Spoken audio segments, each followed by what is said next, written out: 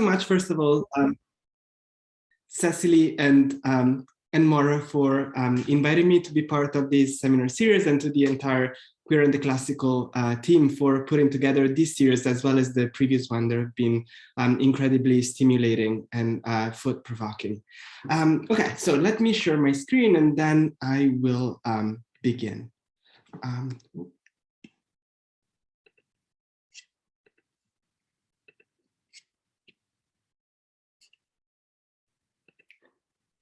Okay, perfect. So during the 15 years that separated the first New York Times report in 1981 of a rare cancer affecting gay men from the introduction in 1996 of the antiretroviral therapy that has transformed HIV infection from an almost invariably fatal condition into a chronic one, the poetics and politics of memory became chief concerns for many queer artists and writers, as the devastating loss of life caused by AIDS prompted them to reflect on the shifting dynamics of remembrance and oblivion, persistence and erasure, and integrity and fragmentation. With the epidemic continuing year after year, with no apparent end in sight, memorializing, recording, and archiving emerged not only as important and necessary practices of mourning and strategies of coping with loss, but also as acts of political defiance against a society that seemed all too eager to embrace the idea that gay sex equals death, and thus to uphold what Eve Kosofsky-Sedgwick has aptly called the hygienic Western fantasy of a world without any more homosexuals in it. In recent years, the multifarious cultural production that developed in response to the AIDS epidemic and to governmental and societal reactions to it has attracted much scholarly attention.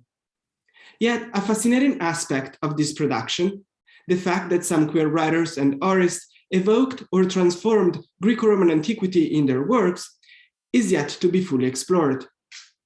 This return to the ancient world, as it were, is not entirely surprising. As Scott Bravman has persuasively argued in Queer Fictions of the Past, imaginary returns to ancient Greece by gay men and lesbians, in particular white gay men and lesbians, have played a central role in the articulation and definition of queer identities during the 19th and the early 20th centuries. John Addington Symonds, Oscar Wilde, H.D., Renee Vivian, and E.M. Foster, to name but a few, looked back to Greek antiquity in order to discover traces of queer desires resembling their own and to forge affective communities across time. In the face of the threat of erasure posed by HIV/AIDS, though, Greco-Roman antiquity, with the queer ancestors it offers, with its myths that so insistently and forcefully explore suffering and loss, and with its fading yet persisting fragments, also proved to be a fertile site for confronting an epidemic that, as Paula Treichler has remarked, was and still is cultural and linguistic, as well as biological and biomedical. In this presentation, I will focus on the first kind of literal and imaginary return to ancient Greece that I have mentioned, the one aiming to uncover queer ancestors and to assign a privileged position to Greek and to a lesser extent Roman antiquity in genealogies of queerness. I will examine 3 examples. The first is drawn from works of the American poet, memoirist, and novelist Paul Monette. The second from a leaflet titled Queers Read This that was distributed by the group Queer Nation at the 1990 New York City Pride March. And the third from the diaries of the British film director, designer, poet, memoirist, painter, and gardener, Derek Jarman. My goals will be to highlight the ways in which their claims of a genealogical link with the ancient Greeks, claims which were formulated under the pressure of and in response to the HIV/AIDS epidemic, resembles or differ from those articulated in earlier decades, and no less importantly, to pay close attention to the forms of desire and to the identities that are marginalized or excluded by these genealogical acts. So let's begin with Paul Monette. You can see a picture of Monette here. He's the one on the left. The one on the right is Roger Horwitz, his partner, who died in 1986. And this picture was taken at the Abbey of Monteoliveto Maggiore in Tuscany in December 1983, just a few months before Roger Horwitz was diagnosed with AIDS. So Paul Monette was born in Massachusetts in 1945.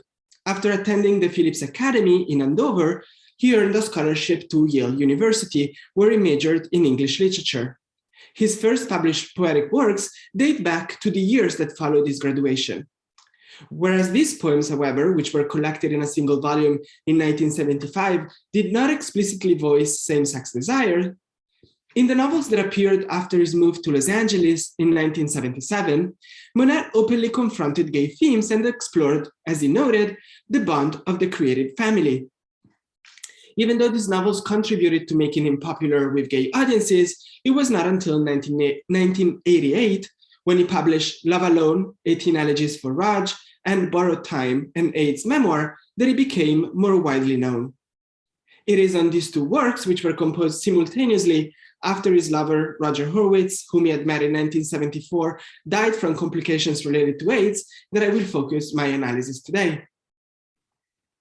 It is not necessary to read too far into Love Alone to realize that ancient Greece occupied a central position in Monette's imagination, as he tried to bear witness to Roger's life, to his struggle with the disease, and more generally, to the epidemic. For in the second poem of the collection, we read, "This man is mine. He's an ancient Greek like me. I do all the negotiating while he does battle. We are war and peace in a single bed." Monette's fascination with Greece was, however, much older than this elegy. Its roots lay, as he reports in Borrowed Time, in his study of ancient Greek history at the Phillips Academy, at a moment in his life when he believed to be the only gay person in the world. In fact, as he reflects upon the enduring influence that encounter with the ancient world exerted on him, Monette explicitly highlights how difficult it was for him and for gay men of his generation to find traces of the existence of other queer people before them. Your first bewildered erotic connection at 14, he says, stays with you, since most of the rest of gay history lies in shallow bachelors' graves. A parallel for these last words, among the many that could be found in the writings of other gay men, comes from a letter that F.O. Madison, one of the founders of the field of American Studies, wrote in 1925 to his lover, Russell Cheney.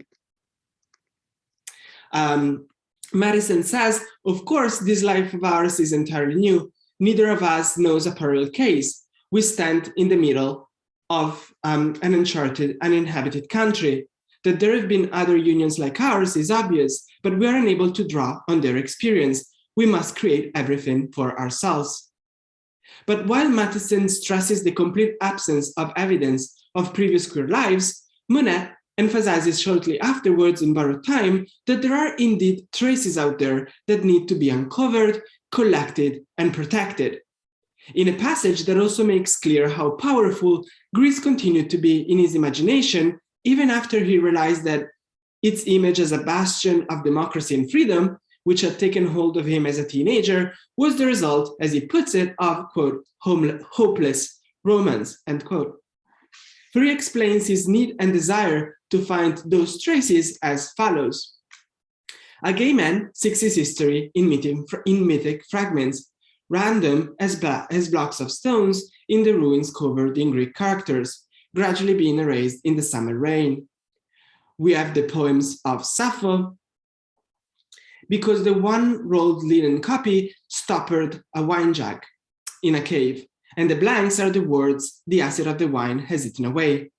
Fragments are all you get. You jigsaw the rest with your heart. The preservation of Sappho's poems described by Monette is, of course, far from accurate, itself, we might say, the result of hopeless romance. Even so, this is an incredibly fascinating passage. By co-opting the epigraphic and literary fragments of antiquity, Monette suggests that queer people, as they position themselves in the world, chart the path of their lives and attempt to uncover the traces left by their ancestors, are inevitably bound to perform a kind of queer archaeology cum philology, preserving memories of almost forgotten past from erasure while supplementing them and recomposing them into meaningful wholes. The study of papyrus fragments or of broken and erased inscriptions, their emendation, and especially the integration of their lacunae by means of divination, that is the tools of the classical philologist's trade, are presented as inherently queer practices. Even with no formal training, queer people are philologists at heart. The origins of this archaeological and philological fantasy lie in a trip that Monette and his partner Roger took to Greece in the summer of 1984, less than a year before the latter's HIV/AIDS diagnosis. Monette's accounts of his visits of Delphi and Santorini most clearly show the symbolic significance that the trip had for him. In Santorini, while he was visiting the ruins of ancient Thera, Monette saw, not far from the sanctuary of Apollo Carneios, Homerotic inscriptions dating from the mid-6th to 4th centuries BCE.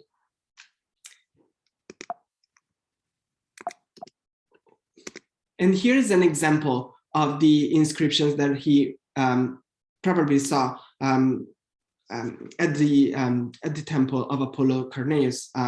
This is a drawing taken from the relevant volume of Inscriptiones Graecae, and as you can see on the right, even though it's a little small, you can we find several masculine names, Phidippides, Timagoras, and Pedocles, with forms of the verb oipho, which means to fuck. Now, Monette knew that these inscriptions were there. He could actually probably see them still inscribed in the stone. However, he only knew that their content was Homerotic. He didn't actually have access to a translation. For the guidebook, as he says, would not recite a single line. Nonetheless, the very presence of these records profoundly affected him. This was not even the same galaxy as History 1. We were the only tourists there that hour in the dancing court, and we couldn't decide which one was our truer ancestry, the boys or the dirty old men. You must discover the pagan on your own. It's not in the books. As to where a man finds his ancestors, the longing is diffuse till you come to a place where they spring full-blown. The first bewildered erotic connection with ancient Greece that Monette had experienced as a teenager morphs in this passage into a genealogical one. The Greeks he had read about are now presented as his true ancestors. The queer temporality that underlies the image of one's forebears springing full-blown from the ground is immediately underscored in the following lines of the memoir. For Monette says that he and Roger had already experienced something similar in a ruined abbey in Provence, and adds that people who travel have dreamlike moments where they borrow time from the past, but it's not out of body at all. The echo of the ancient image, warrior or monk, is in you. In specific places, Monette suggests, the boundary between past and present can be suddenly elided. And as external fragments and ruin activate the echoes and remnants that we carry within ourselves, we can fully recognize our true ancestry. A similar emphasis on the recognition of one's genealogy dominates Monette's account of his experience in Delphi. There, he not only felt more religious than ever before or since, but also developed a new perspective on his life. When I ran in the grassy stadium, high on the mountain where the Pythian Games were held, their heroes sung by Pindar, I knew I was poised at the exact center of my life. I belonged at last to a brotherhood where body and spirit were one. In the pitch of the moment, it seemed to me that Roger and I and our secret brothers were heir to all of it. In the place that the Greeks considered the center of the world, the omphalos, Monette quite appropriately felt at the center of his life.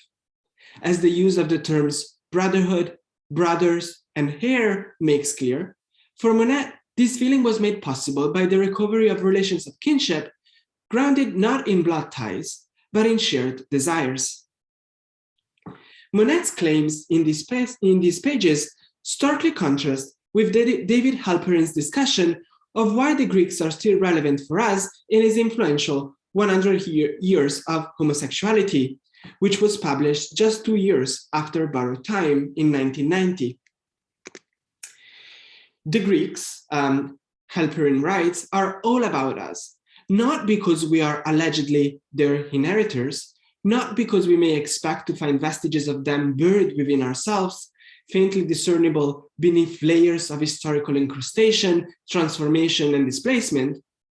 Rather, the Greeks are all about us insofar as they represent one of the codes in which we transact our own cultural business. Far from being a repressed presence inside us, the Greeks occupy an unexplicit margin framing our own self-understanding.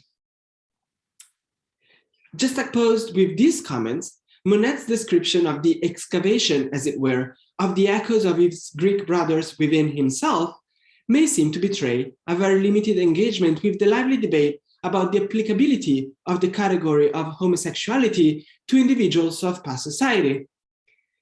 A debate that was unfolding not just in academic circles, but in the wider LGBTQ community. It is important to stress, however, that Monette was very well aware of the discussions between the proponents of essentialist positions and the defenders of social constructionism. In 2 passages of Borrowed Time, for instance, he mentions John Boswell's Christianity, Social Tolerance, and Homosexuality, a study that appeared in 1980 and that, as Caroline Dinshaw details in the introduction to her Getting Medieval, reached a vast non-academic public. Especially interesting is the second of these 2 references. In it, Monette states that as his partner Roger and one of his friends Stuarts discussed Boswell's book and talked of the late Roman world and the early Christian, quote, I thought, as I often did now, as usual, making history up as I went along, about the physicality of the pagan gods and the ancient men of our kind, end quote. As this quotation makes clear, Monette, though not uninterested in the academic debate, was mostly keen to establish a form of community across time, even making history up as he went along. Let us turn then, once again, to the type of relationship that he posits between himself and Roger on the one hand, and ancient Greek warriors and the monks from Provence on the other.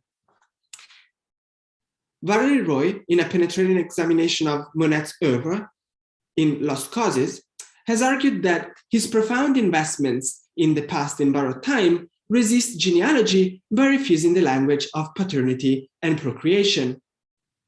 To make her point clear, Roy contrasts the passages we have just examined with sections of the last collection of essays published by Monette before his death, this Last Watch of the Night, which appeared in 1994.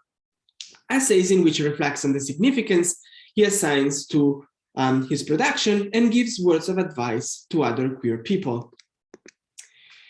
For instance, he writes, I consider the work I've been doing in the last 6 years as a kind of letter to my gay and lesbian children in the future, to them and their allies. And then he states, I guess what I would say to my gay and lesbian brothers and sisters, especially to the gay and lesbian children of the next generation, and to all of our friends and allies is, come out when you can.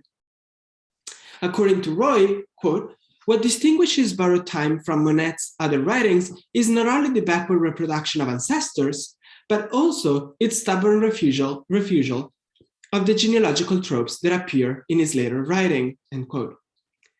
Roy admits that a hint of that conventional vocabulary appears in Love Alone, which, as I've already mentioned, was published the same year as Borrowed Time in 1988.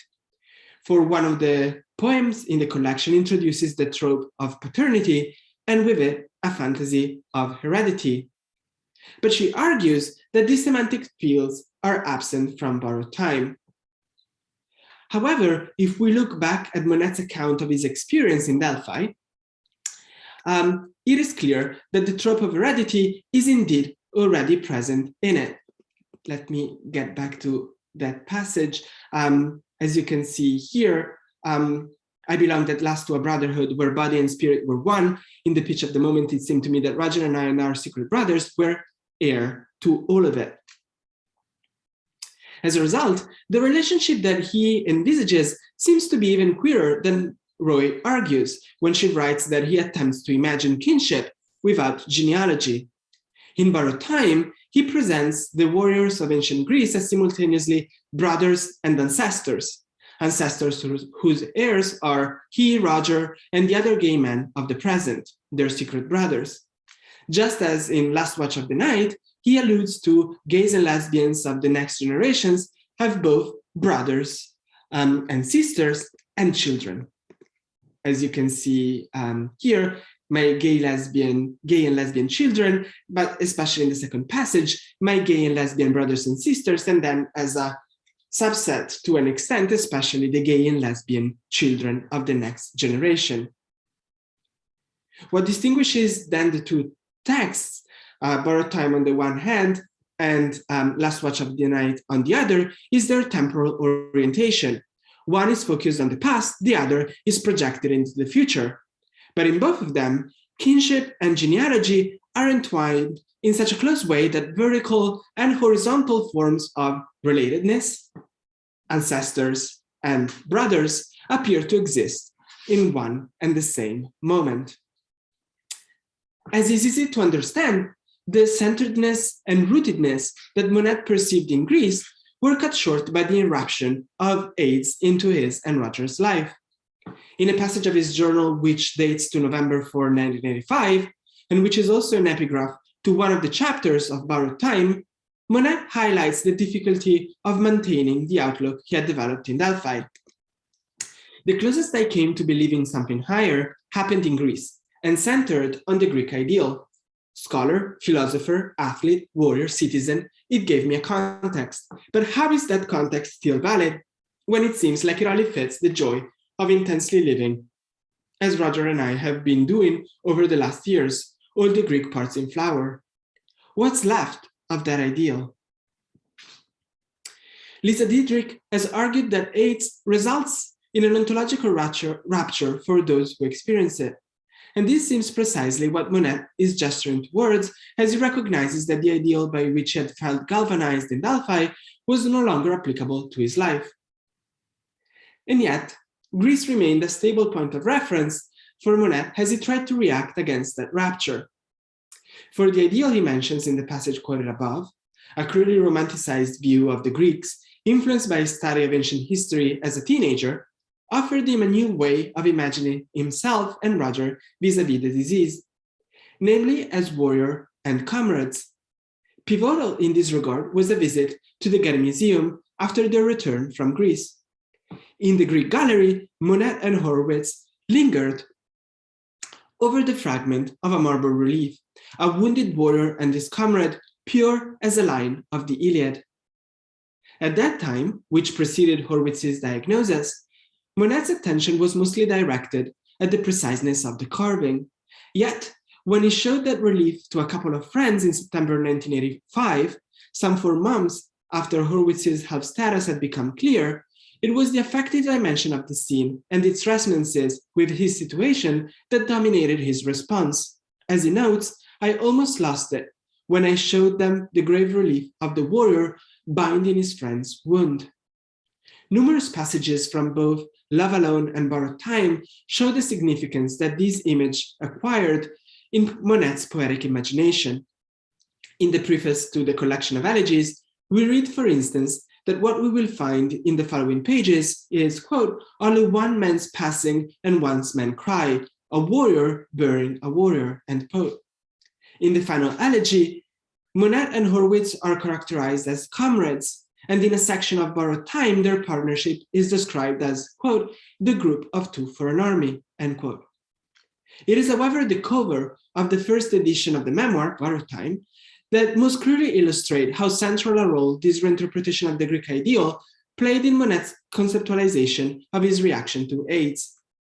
For this paratext, features an image of a famous statue group, you can see it here, the so-called Pasquino group, which is based on a Hellenistic original and depicts a warrior carrying the body of one of his comrades, most likely Ajax carrying the dead Achilles, or Menelaus carrying the dead Patroclus. The semantic field of comradeship had long been used by gay men to describe the encoded terms their love. As Shane Butler has remarked, ever since Walt Whitman had sung The Love of Comrades, this last word had emerged as a kind of proto-gay for something more than friends. It is clear, however, that for Monette, this concept acquired another layer of meaning. In addition to stressing his love and affection for Roger, it also drew attention to their joint resistance against AIDS. There is, however, an important way in which Monette's appropriation and transformation of the trope of comradeship resemble earlier uses of this concept by gay men. As Michael Bronsky has argued, quote, gay men in Victorian England prized the classical tradition of male friendship since it provided a safe way to express emotions and offered both a cover for a forbidden sexuality and a manifestation of male bonding, end quote. If we return to the passages in borrowed time, in which the ideas of brotherhood and ancestry are articulated most clearly, it is striking that references to sex and desire are kept to a minimum. The allusion to the dirty old man of the temple of Apollo on Thera is one of the most explicit moments. When Monette openly doubts the enduring validity of the Greek ideal, he imagines himself in the role of scholar, philosopher, athlete, warrior, citizen. The term lover, however, is conspicuously absent. Given the context in which borrowed time emerged, it is easy to understand why that is the case. Monette himself explains his decision to note when he and Roger had sex again by stating, quote, I have to speak of this, though I feel the tug of my right to protect it, because I live in a generation of gay men from whom Eros has mostly fled. Implicit, end quote.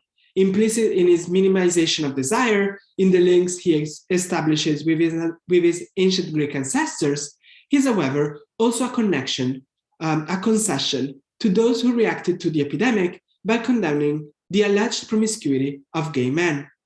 In an earlier section of the memoir, he reports that when a friend argued that gay men needed to stop to have casual sex, he found the statement far too extreme. But he then adds that he gradually came to agree with him. Interestingly, the genealogical gestures that we find in the leaflet Queers Read This can be said to provide a response and a corrective to this element of borrowed time. This leaflet, which, as I've already mentioned, was distributed at the 1990 New York City Pride March, urges queer people to fight in order to protect their very existence and to reassert the legitimacy of their desires. Across the middle of its front page runs in capital letters, you can see here, an army of lovers cannot lose, a phrase that had gained wide currency in the years of the gay liberation movement, and that, most importantly for our purposes, is drawn from the ancient literary tradition. Just to give you some examples of the uses of these and similar phrases during the 70s, we find it at the end of Rita Mae Brown's Sappho's Reply, a poem first published in 1971, An Army of Lovers Shall Not Fail. A drawing published in the September 1973 issue of the magazine FPS, the Youth Liberation News Service, features the words, An Army of Lovers Cannot Fail. The same phrase appeared on a poster publicizing the 1977 Gay Freedom Day Parade in San Francisco, whereas the slight variation, An Army of Lovers Cannot Lose, was printed on the cover of the issue of the New York City magazine Michael's Thing, prepared for the week of the 1976 Gay Pride March. Albeit not being verbatim quotations, these slogans condense the section of Plato's Symposium in which Phaedrus examines the beneficial effects that Eros can have on the polis.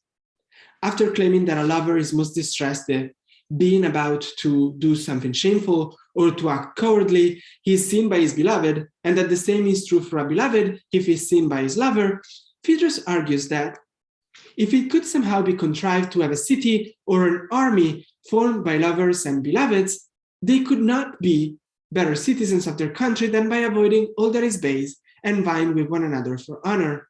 And when fighting side by side, such men as this, even if few in number, would be able to defeat, as it were, the entire world. Phaedrus's words are, as David Leitao has rightly argued, strictly utopian in form. There is, rather than alluding to any contemporary developments in the military sphere, they represent a generic argument grounded in the Greek moral discourse of the 4th century BCE. Nonetheless, as queer individuals turn to the literary and material remnants of the Greco-Roman world to find traces of desires resembling their own and to forge effective communities across time, Phaedrus's claims began to be perceived as a reflection on, and an encapsulation of, the stories preserved in Greek and Latin texts about same-sex pairs who fought together on the battlefield or against tyrants, and about select units entirely composed of lovers and beloveds. One could think, of course, of Achilles and Patroclus, whose connection was already presented in clearly explicit erotic terms in Aeschylus' Myrmidons, of the tyrant slayers Harmodius and Aristogeiton, and especially of the so-called Theban Sacred Band, a military unit allegedly formed by 150 pairs of lovers, which remained undefeated for 4 decades in the 4th century BCE. The words "an army of lovers cannot lose" are not just a reference to the activism that, the words "an army of lovers cannot lose" that we see in the leaflet Queer Read This are not just a reference to the activism of the 1970s, but also a deliberate allusion to the regiments of Erastai and the Ramenoi of the Greek tradition is made clear by some of the other claims that the anonymous authors of the leaflet employ to persuade their readers. "We're an army," they wrote, "because we have to be. We're an army because we're so powerful, and we're an army of lovers because it is we who know what love is, desire and lust too. We invented them. We must fight for ourselves. No one else is going to do it, and if in that process we bring greater freedom to the world at large, then great. We've given so much to that world: democracy, all the arts, the concepts of love, philosophy, and the soul, to name just a few gifts from our ancient Greek Dykes, Fags." As this final sentence shows, the authors of the leaflet present themselves and their queer brothers and sisters as the rightful heirs of the ancient Greeks. It behooves them to defend their ancestors' gifts, and possibly to augment them by acting just like them as an army of lovers against the heightened homophobia caused by the epidemic. Importantly, the list of gifts that, according to the authors of the leaflet, queer people have inherited from the ancient Greek Dykes and Fags includes not only some of those elements that are part of Monette's romanticized version of Greece, for instance, democracy and philosophy, but also desire and love.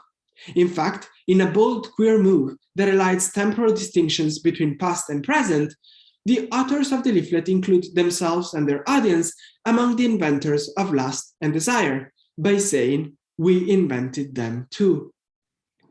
As if each new queer generation simultaneously received their inheritance from their ancestors and created it ex nihilo. As Berlant and Freeman have pointed out, the fighting invoked in the leaflet was not purely metaphorical. For the Pink Panthers, a group which was conceived of at a Queer Nation meeting and whose slogan was "Bash Back," provided a searing response to the increased violence that had accompanied the general increase in gay visibility in America. Similarly, the love mentioned by the authors of the leaflet was not purely emotional. Sentences like "every time we fuck, we win," "let's make every street a part of our sexual geography, a city of yearning and mental satisfaction," and "every body, every cunt, every heart and ass and dick is a word of pleasure waiting to be explored," make abundantly clear that the activists of Queer Nation had no patience for, in Berlant's and Freeman's formulation, quote, "the erotophobia of gay and straight publics who wanted to speak of lifestyles and not of sex," end quote. A clear example of this erotophobia can be found, for instance, in an anonymous opinion piece published in the Sacramento Star in February of 1983.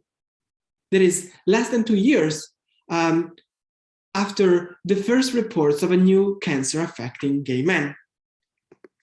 What makes this piece especially interesting is that, as its title shows, Are We Still an Army of Lovers? Its critique of the sexual mores of gay men was accompanied by a questioning of the validity of one of the rallying cries of the fight for equal rights. According to the author of the piece, the ethos of those words had been betrayed. It's a fairly lengthy quotation, but I think it is worth reading it in full. We have recently heard people say that total sexual freedom is the foundation of the gay movement and the gay lifestyle. This is a change, surely, from what we were talking about 10 and more years ago. Then, it seems we were talking about the freedom to live our lives without oppression, without being judged and labeled as sick, sinful, or criminal. How has that ideal become transmuted into this new goal of sex anytime, anywhere, anyway, with anyone? That old phrase, an army of lovers cannot fail, has been our rallying cry for years. But maybe that phrase, with its origins in classical Sparta, no longer suits us. Now it seems we're claiming that an army of fuckers cannot fail. Somehow, it doesn't quite say the same thing. As if responding to this very opinion piece, the authors of Queer's Read This suggest that an army of lovers should be, and in fact cannot but be, also an army of fuckers. Eros, they argue, should not be allowed to flee, but rather should be cherished and protected. The genealogical claims articulated by the authors of Queer's Read This differ, however, from those we read in Borrowed Time, not only because of the importance they place on desire and lust, but also because of their focus on the entire queer community. To be sure, Monette refers to Sappho's fragments as he discusses a queer person's need to act as a philologist of sorts. However, as the memoir unfolds, his focus progressively narrows to the genealogical and kinship ties that a very specific section of the queer community, that is, gay men, can reestablish with the ancient Greeks. And although issues of race and class remain in the background of Monette's prose, one may suspect that the gay men he is envisaging are for the most part white and affluent like himself and Roger. Only in later works, such as the essays in Last Watch of the Night, does he expand his focus to include, as we have seen, lesbian sisters and children. Of course, the situation is very different in Queer's Read This. Even just the reference to our ancient Greek Dykes, Fags, shows that it is not simply gay men who, according to the authors, can enjoy a privileged connection with the Greek past. And in a later section of the leaflet titled Why Queer, the authors make clear that they have chosen this term in order to decenter a male perspective. We use queer as gay men loving lesbians and lesbians loving being queer. Queer, unlike gay, does not mean male. And when spoken to other gays and lesbians, it's a way of suggesting we close ranks and forget temporarily our differences because we face a more insidious common enemy. Yet, it should be stressed that one element that remains unquestioned, even in Queer's Read This, is the primacy assigned to ancient Greece. Not only are the ancient Greek Dykes and Fags clearly ours, no other point of origin for queerness is indicated by the authors. In a rather universalizing way, Greece is hailed as a site of cultural significance for all members of the queer community, with no distinction whatsoever. This approach to the origin stories of queer subjectivity is, at least in part, problematized by the final author that I will consider today, the British filmmaker, artist, and writer Derek Jarman, who was born in Northwood, an area in northwest London in 1942, and studied first at King's College London and then at UCL's Slade School of Fine Art. You can see a picture of him here in his garden at Prospect Cottage at Dungeness. Jarman is, of course, most famous for his feature films, which, as he stressed in an interview, can be interpreted as attempts to, quote, reclaim a whole history for gay people, end quote. We might think, for instance, of Sebastiane, Edward II, or Caravaggio. Today, however, we will focus on his 1992 autobiographical work, At Your Own Risk, A Saint's Testament, since it contains genealogical reflections that complement those we have seen in Borrowed Time and in Queer's Read This. Interestingly, Jarman stresses that it was to an extent a queer genealogy he had encountered in a text of the English literary canon that sparked his interest in uncovering past forms of queerness. It may seem ludicrous now that stumbling on Marlowe's outing speech from Edward II could be an eye-opener. His list of queers included Socrates and Alcibiades. The Greeks knew how to live. Sappho and Plato were a revelation. In his symposium, Plato recommends that only young men who love each other are fit for public office. The outing speech to which Jarman refers are some of the lines uttered by Mortimer Sr. in Act 1, Scene 4 of Marlowe's Edward II. The mightiest kings have had their minions. Great Alexander loved Hephaestion, the conquering Hercules for Hylas wept, and for Patroclus stern Achilles drooped. And not kings only but the wisest men, the Roman Tully loved Octavius, grave Socrates, wild Alcibiades. The encounter with this list of prominent queer figures from Greco-Roman antiquity prompted Jarman, as he points out, to, quote, read between the lines of history, end quote. As he continues, the hunt was for forebears who validated my existence. Was Western civilization queer? The Renaissance certainly was. Lorenzo de' Medici, Michelangelo, Leonardo, Botticelli, Rosso, Pontormo, Caravaggio, Shakespeare, Marlowe, Bacon. Unsurprisingly, lists of queer ancestors occur frequently in Jarman's notes and diaries, both those published and those unpublished. For instance, just a few pages earlier in At Your Own Risk, Jarman writes, the military have always been queer, at least the best of them, Alexander the Great, Julius Caesar, Richard the Lionheart, Frederick the Great, Gordon Kitchener, Mountbatten, and Alexander of Tunis. And on the final page of a sketchbook, in which Jarman developed his ideas for the 1993 feature film Blue, a sketchbook that is kept at the British Film Institute in London, one can read a series of names in what seems to be an impromptu list that includes many of the queer ancestors whom we have already encountered in Jarman's writing. Alexander, Plato, Michelangelo, Leonardo, Shakespeare, but also Queen Christina, Sappho, and Gertrude Stein. The similarity between this hunt for forebears and Monette's claim that a gay man seeks his history in mythic fragments is evident. It is important to stress, however, that Jarman is much closer to the authors of Queer's Read This when it comes to acknowledging the importance of desire and sexuality in the establishment of genealogical connections. In fact, in At Your Own Risk, Jarman presents his relationship with the past as a form of intercourse. An orgasm joins you to the past. Its timelessness becomes the brotherhood. The brethren are lovers. They extend the family. I shared that sexuality. It was then, is now, and will be in the future. I like the idea that we are linked in an orgasm with Alcuin, St. Anselm, and St. Eldred, all of whom loved men physically. Whereas the semantic sphere of brotherhood and the emphasis on clerical figures reminds us of Monette's mention of the monks of the Abbey in Provence, the explicit references to sexuality and the idea that one can be linked in an orgasm with queer figures of the past recall and expand the celebration of desire and lust in Queer's Read This. And just a few lines afterwards, Jarman is even more explicit in describing a physical connection with a queer ancestor. There was a night when I clicked into the ghost of one of my heroes, Caravaggio. It was an odd moment in which the past actually flashed into the present, physically. Fucking with past, if you like. I discovered my ancestry.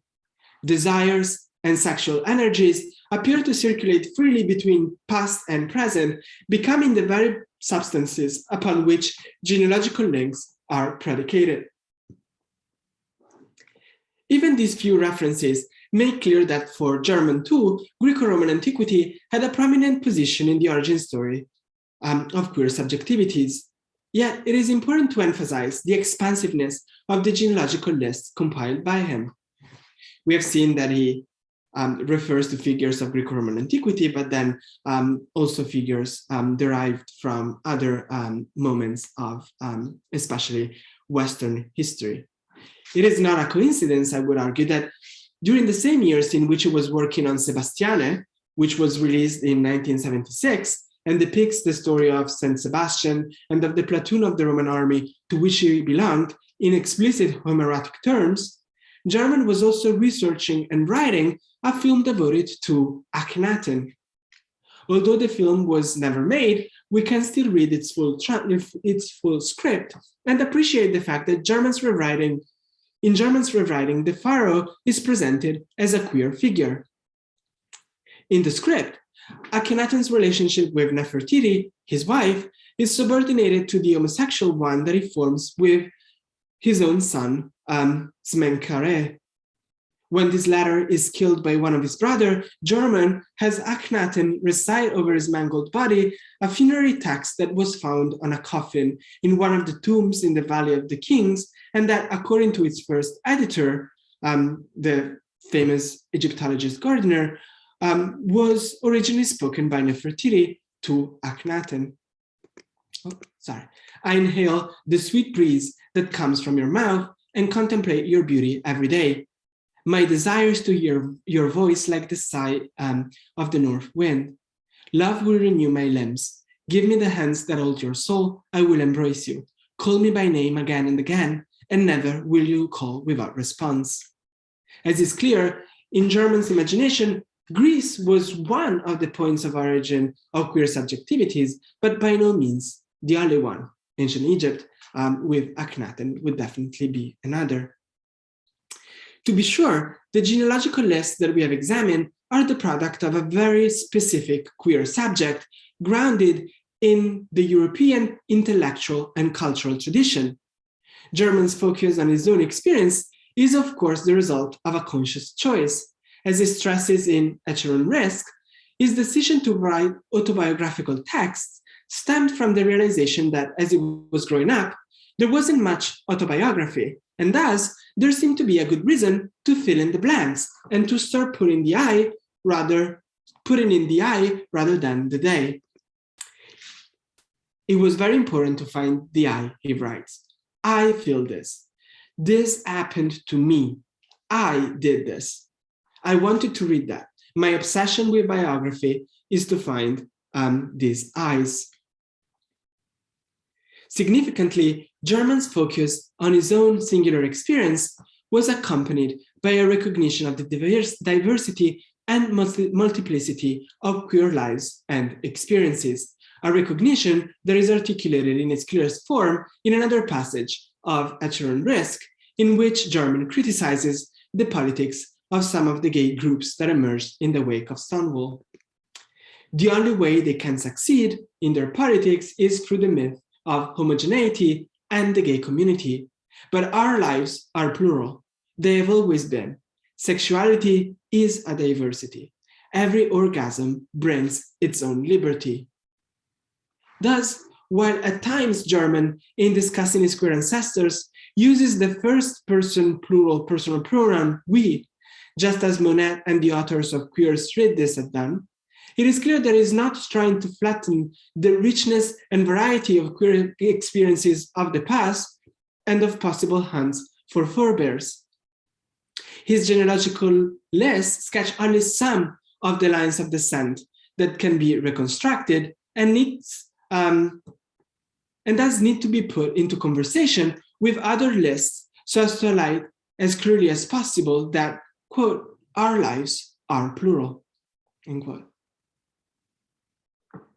As I hope to have shown, the returns to ancient Greece and classical antiquity that gay men and lesbians had frequently made in order to reclaim a lost queer history did not stop after the sudden onset of HIV/AIDS. In fact, in the face of the threat of complete erasure under the combined action of the syndrome and of resurgent homophobia, writers like Monette, the authors of Euripides, and Jarman strove to reaffirm the existence of queer ancestors and to protect the gifts that they had inherited from them.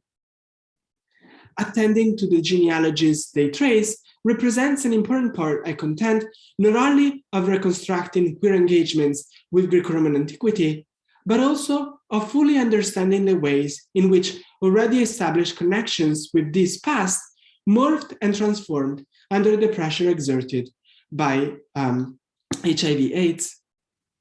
At the same time, however, closely reading these genealogies also allows us to realize what exclusions and erasures can result from this kind of genealogical products, and reminds us of the need to take into full consideration our positionality when we try to uncover queer traces in the past. Only in this way, as Jarman has stressed, can we truly honor the richness and diversity of queer individuals, past, present, and future. Thank you.